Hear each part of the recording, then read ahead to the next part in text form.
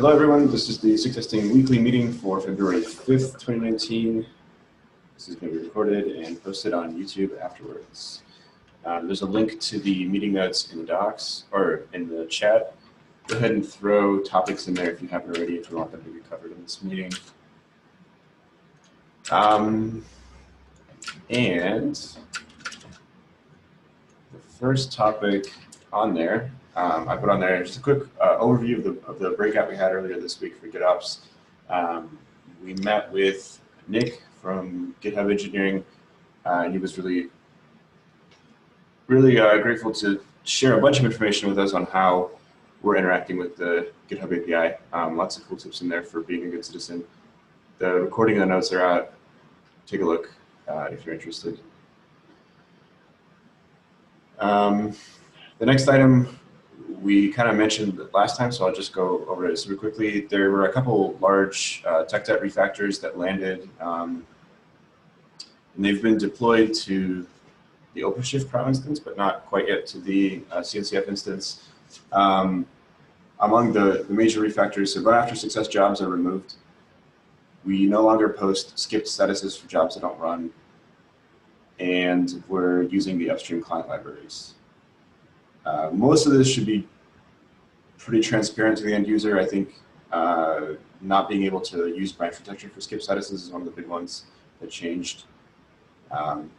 There's a link here to a proposed broadcast message that we could send to the mailing lists or potentially put into a document in the repo. So it'd be awesome if you guys are interested to review that and just give me some feedback on the wording or the content.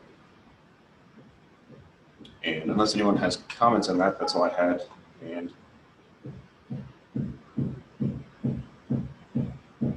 Eric, you're next for Go modules. Take it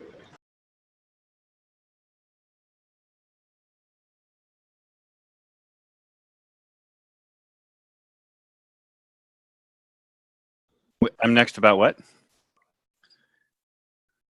Go modules. Go modules. Oh, let's see. I think that might have just been a holdover, but Test Infra is now using Go modules. It seems to be working pretty well. The update depth script, I think, runs faster. I saw a comment chain you had with the user. So the minimum Go version is 111 to use any of these new tools? Most likely. I mean, technically, yeah, that's the version that Bazel, I mean, if you're using Bazel, it'll download and figure all that out for you, so you don't really have to worry about it, which the hack update depths will use. And if you, yeah, I don't know if it'll work with Go 1.10 or not. Theoretically, you can set an environment variable to turn on Go modules there.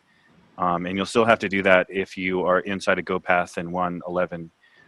But if you're just in a random directory, it should work just fine. And yeah, so I guess, you know, try that out and hopefully it should be a no-op. We're still, you know, using the vendor directory. So our tools will use Go modules to figure out what to vendor. And so all that seems pretty great. There's sort of Jeff Ixty and I have been chatting a little bit about moving some of this logic into the repo infra repository to see if the update depths script to set all this up can be reused between repositories, because it seems to have worked pretty well and been a fairly seamless transition for both the org repo and the test infra repo. I might also recommend checking out JFrog. They have a free, they have free repos through Bintray artifact repos, and they've just recently introduced Go module repo support. Maybe something that we can leverage. Yeah. I don't know. It'll probably be in GCR tomorrow, right?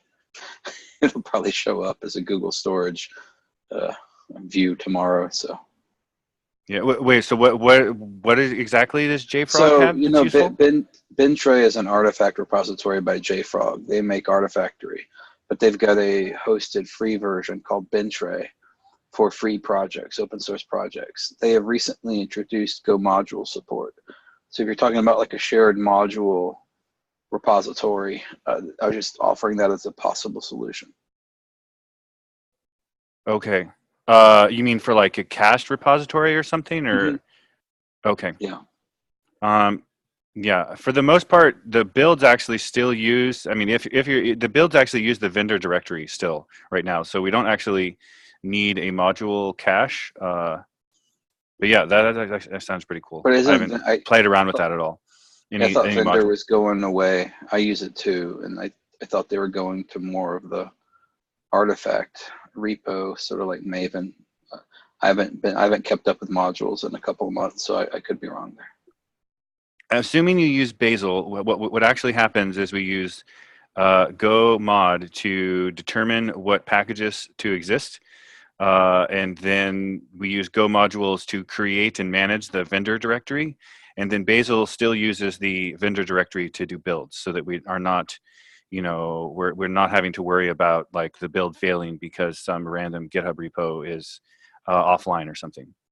And yeah, I understand that. I just was under the impression vendor was not going to be supported much longer. Yeah, I don't know. I believe they backed off from that because people are using it. Yeah, it's a good solution for what it is. So I'm glad they did back off. If you can commit to vendor, just go build, and you're good. So okay, so it's a no up, like you said, Eric. I was double checking on that. If we were still using vendor, I hadn't heard that they'd backed off on deprecating that. Cool. Eric, I saw that there was a document you linked for like a how-to.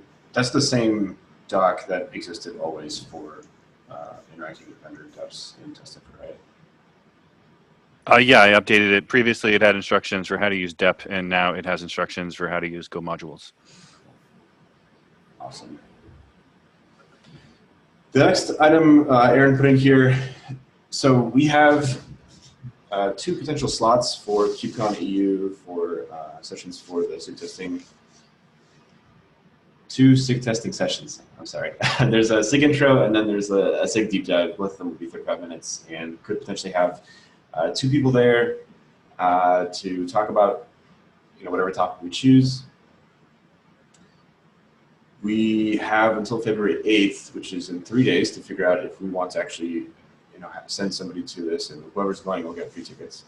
One thought was that there could be a presentation about kind, but I guess sort of open floor as to if people are interested in going, if they have thoughts on topics, other comments, concerns.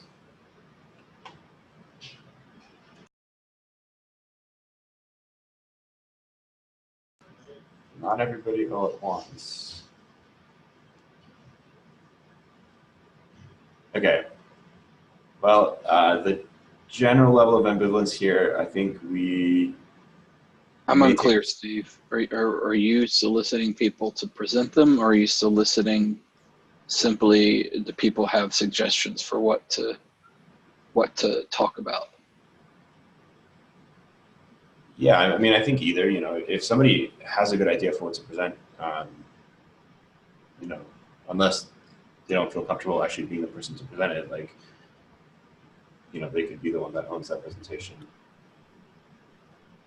So, I mean, I am planning to go, and I would like to present on that. There's also possibly Cluster Lifecycle trying to do maybe more than just 2 sessions. If they do, then they might try to do a mini cube kind one, but that would mostly be about like which to use, and from an end user perspective, it'd be nice to do one that's a little bit more technical, since Liz and I are already looking to do how do you test apps on it, but I'd like to talk more about Kubernetes with it, and also some more about how it actually works.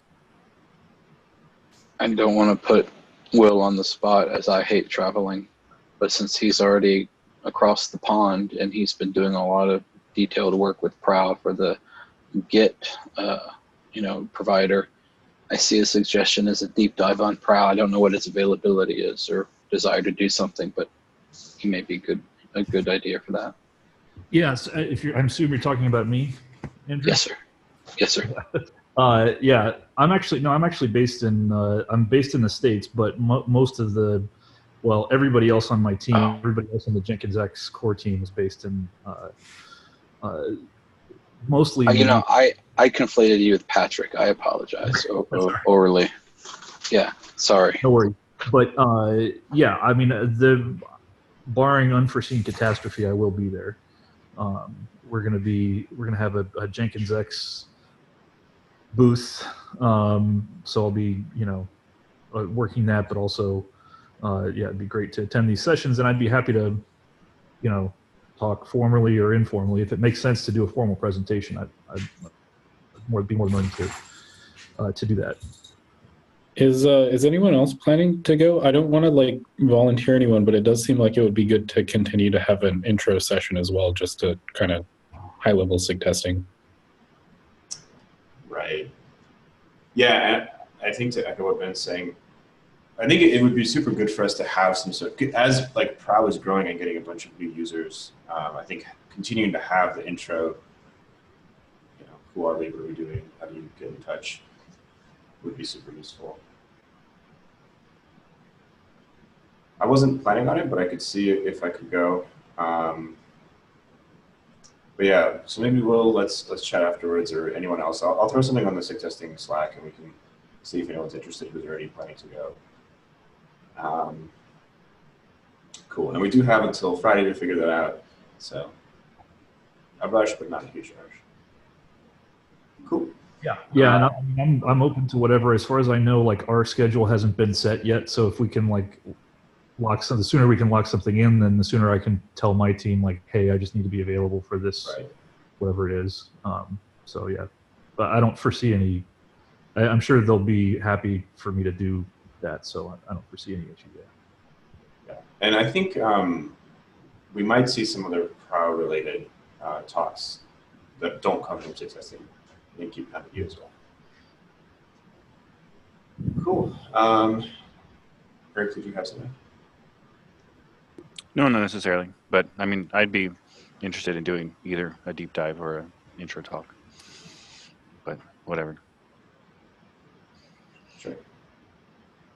Okay. I'll throw a thing on our Slack, and we can finalize that offline. Christoph, you're next, talking about a Prow logo.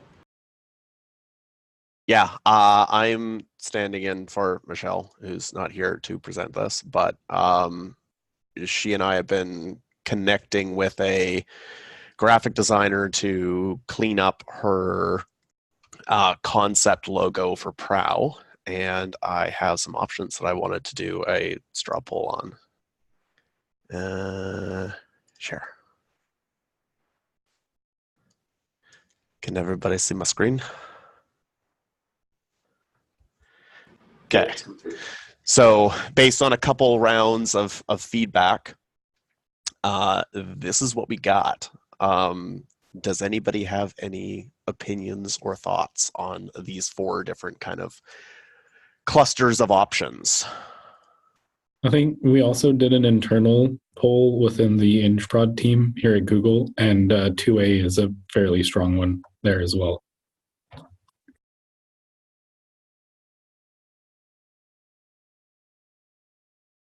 My personal opinion is that these all look professional and amazing, and I don't feel like I can really choose between them. I like 1A and 1B. I'm not trying to be devil's advocate. I just worry that little white gap isn't going to show well when shrunk down to a fave icon, or it look great on a shirt, right? But the 1A, the icon for that would just show so perfectly. Even if you shrunk that down, it'd be pretty apparent what that icon is real quickly. I could even see saying 2A, and then, when you have to shrink it down, the gap goes away. I'm picking nits here, but just from a design perspective, those thick borders in the 1A, do not give the impression of a boat, which is kind of what 2A is going for. So it's sort of visually, it looks just like an hexagon with some lines in it, whereas 2A does look like a proper the front, the prow of a boat, right? The prow of a boat. It's a very good point. The hope is like once we kind of settle on the design that we want, the graphic designer is going to be able to give like a bazillion different options and vector formats and all these different things, like all these different formats that then we can decide what we want to do as far as scaling it up, scaling it down, ones that are better for print, ones that are better for like different electronic formats and stuff. These are great. I mean, I really appreciate y'all taking the time. I have small kids, so again, on like A and B, 2A and 2B, that little, I guess it would be the mast, right? All I see is a little piece of plastic on a toy that would snap off once you bend the top and bottom pieces there. So I hate that piece, but I get that it's the mast for the boat. It just looks so fragile in the hands of destroyers of all things good, known as children. I mean, I don't know if we're getting to toys yet, but I think they'll make pretty excellent stickers, which is, I think, what we're all here for. Does anybody have any specific feedback on the vertical versus the horizontal layout? I like the horizontal. I think for me, that's going to depend on context. I think it makes sense to have both of them available. I think in different contexts. I mean, on a T-shirt, I'd want the vertical. On a sticker, I'd want the horizontal. Like on a GitHub repo, I don't know. Are we okay from a like design language perspective, saying like, here's the two options, they don't matter, it's context dependent, as opposed to saying like, no, the one true way is structuring the logo like this? I think it's reasonable to have context there. Like for a status bar and stuff, like I said, the horizontal is super useful. Yeah, I would say entirely context dependent. They both look great. Yeah, I easily see 2A on the pocket of a shirt and then 2B as the header for the GitHub repo or like a long sticker. I mean, there's no reason you can't have both, right?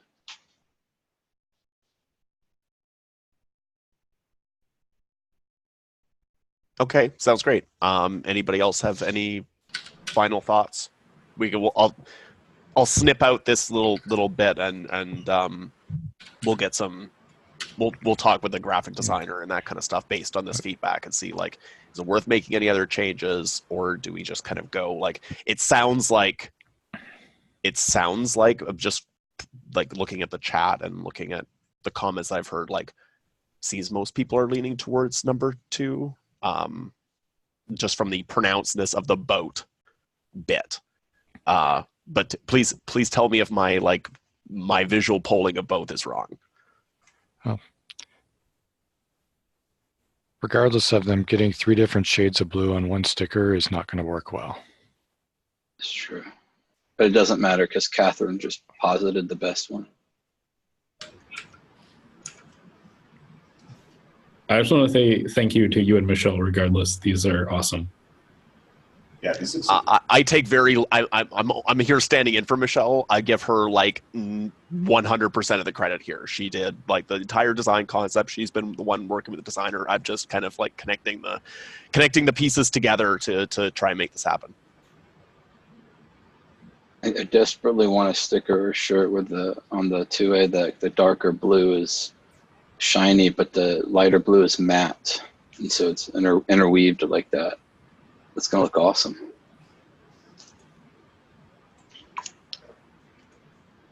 Cool. Thank you, everyone. Thanks, Christoph. And our agenda is over. Does anyone else have anything they want to bring to the table? If anybody hasn't looked at the GIF that Catherine posted in the chat, I would suggest it. It's probably the best logo there is. Christoph, can you possibly link the images in the doc and I can approve it, just if people want to go back and look? The reason that we haven't sent this out yet is because these are still concepts from the designer.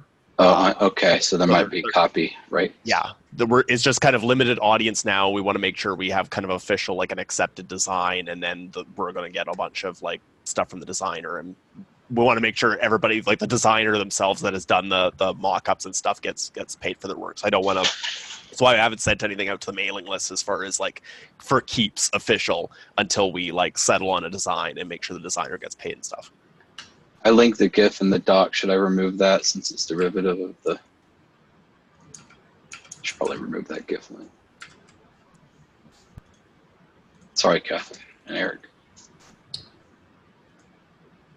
Cool. So I think that wraps up the meeting for today. I will post 2 threads on the Slack to follow up on KubeCon EU talks. So if you're interested, head over there. Thanks everyone for your time, and see you next week.